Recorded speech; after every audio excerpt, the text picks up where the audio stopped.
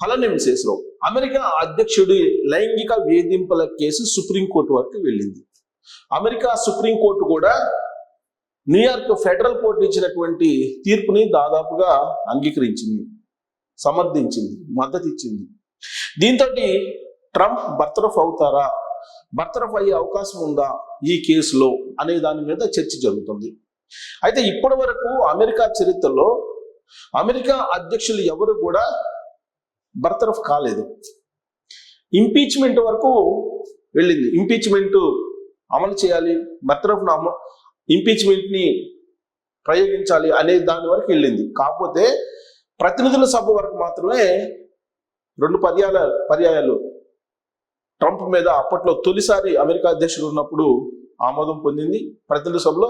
తర్వాత bill Clinton ఉన్నప్పుడు bill Clinton మీద కూడా ఒకసారి ప్రతినిధుల సభ ఇంపీచ్మెంట్ ఆమోదం పొందింది. కాకపోతే సెనేట్లో అంటే ఎగువ సభలో అక్కడ 3/2 మెజార్టీ లేకపోతుంటే వీగిపోయింది అవి. దాంతో బర్తరఫ్ నుంచి వీళ్ళు బయటపడ్డారు. అయితే ఇప్పుడు జీన్ కారోల్ అనేటువంటి రచయిత, ఈ జీన్ కారోల్ ఈవిడ రచయిత, ఈవిడ మీద లైంగిక దాడికి అమెరికా అధ్యక్షుడు ట్రంప్ పాల్పడ్డాడు అనేది ఆవిడ చేసినటువంటి ఆరోపణ. దాడికి పాల్పడలేదు, దాడికి పాల్పడినట్టు క్రియేట్ చేసి ఇమేజ్ని పెంచుకుంటుంది అనేటువంటి ఒక ప్రచారాన్ని ట్రంప్ చేశాడు. దీంతో ఆవిడ న్యూయార్క్ ఫెడరల్ కోర్టులో కేసు వేశారు. కేసు వేస్తే న్యూయార్క్ ఫెడరల్ కోర్టు తీర్పు చెప్పింది.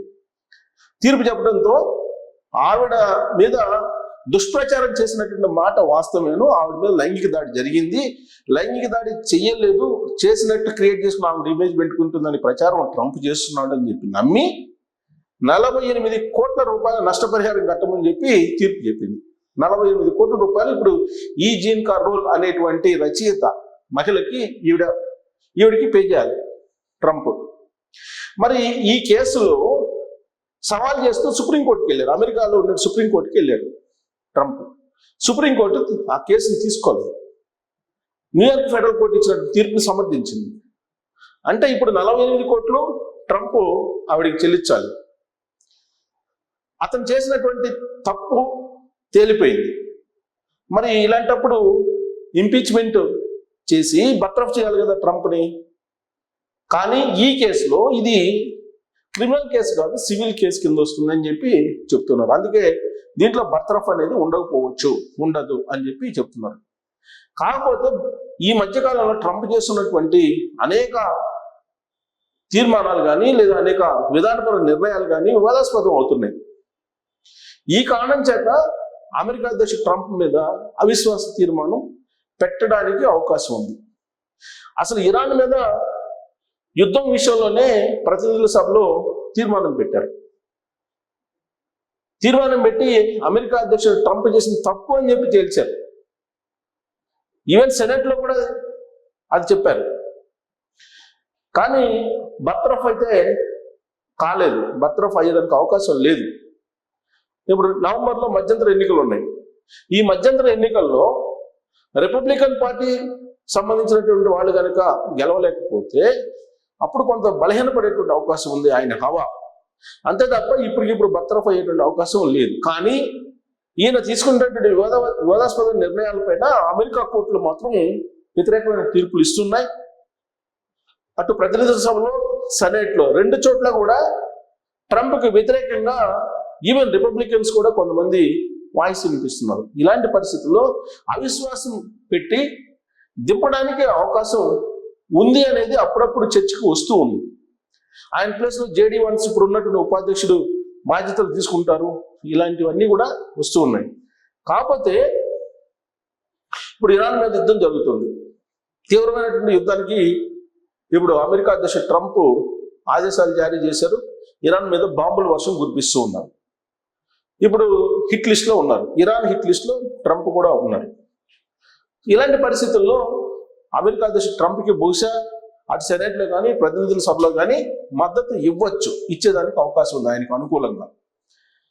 అయితే గతంలో అమెరికా అధ్యక్షులు ఎవరైనా బర్తరఫ్ను ఎదుర్కొన్నారా అని అంటే బిల్ క్లింటన్ ఎదుర్కొన్నారు. ఆయన అక్కడ ఆఫీసులో ఉండేటువంటి ఒక మహిళ,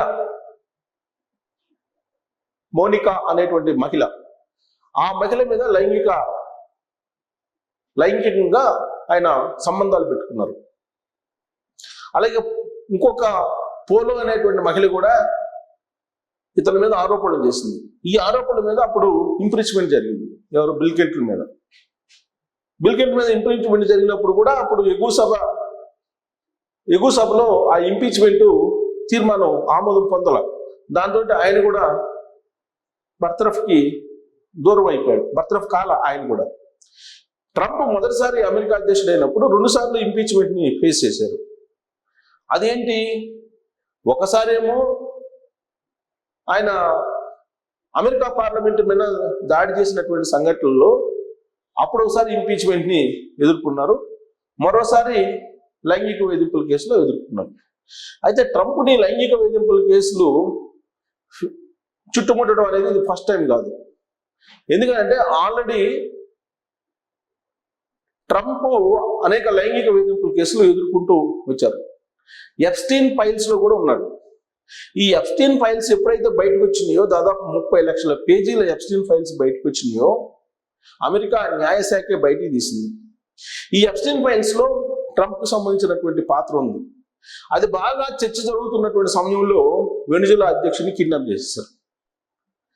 దాంతో ఆ ఇష్యూ అంతా డైవర్ట్ అయిపోయింది. అప్పటి వరకు ఎప్స్టీన్ ఫైల్స్ వచ్చిన ప్రతిసారి ఇమ్మిగ్రేషన్ పాలసీలు మార్చడం, ఆ ఇమ్మిగ్రేషన్కి సంబంధించినటువంటి అంశాలను తెర మీద తీసుకురావటం, విదేశస్తులు అక్రమంగా అమెరికాలో ఉన్నారని చెప్పి డిపోర్ట్ చేయటం, అంటే తిరిగి పంపించడం, ప్రత్యేక విమానాల్లో కాళ్ళు చేతులు కట్టేసి పంపించడం, ఇలాంటివన్నీ చేసుకుంటూ వచ్చారు. అయినప్పటికీ కూడా ఎప్స్టీన్ ఫైల్స్కి సంబంధించినటువంటి చర్చ పెద్ద ఎత్తున ప్రపంచవ్యాప్తంగా చర్చలోకి వచ్చింది. ఆ సమయంలో వెనిజులా అధ్యక్షుడిని కిడ్నాప్ చేసి తీసుకెళ్లి అమెరికా జైల్లో పెట్టారు. ఆ తర్వాత ఇరాన్కి సంబంధించినటువంటి వ్యవహారాన్ని, గ్రీన్లాండ్కి సంబంధించినటువంటి వ్యవహారాన్ని, వీటన్నిటిని తీసుకొచ్చారు. ఇరాన్ తోటి యుద్ధం స్టార్ట్ చేశారు. దాంతో ఎప్స్టీన్ ఫైల్స్ అనేటువంటి చర్చ తెరమరుగైపోయింది. ఇప్పుడు అది ఎక్కడ కూడా వినిపించట్లేదు. ఇదంతా కూడా రాజకీయంగా ట్రంప్ వ్యూహాత్మకంగా ప్రపంచంతో ఆడుతున్నటువంటి ఒక మైండ్ గేమ్ అని చెప్పి అంతర్జాతీయ రాజకీయానికి సంబంధించినటువంటి విశ్లేషకులు భావిస్తూ ఉన్నారు. ఇప్పుడు ఈ కేసు వచ్చింది ప్రస్తుతం. ఈ కేసులో ఆయనకి ఎలాగో 48 కోట్ల రూపాయలు చెల్లించాలి. అది చెల్లిస్తారు.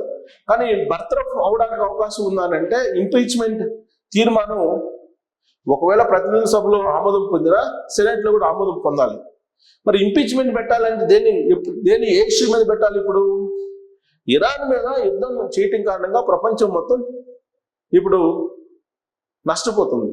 అనేక రకాలుగా ఆర్థికంగా నష్టపోతుంది, అలాగే సామాజికంగా అన్ని రకాలుగా కూడా అనిశ్చిత పరిస్థితి నెలకొంది. ఆయన తీసుకున్నటువంటి అనాలోచిత నిర్ణయాల కారణంగా.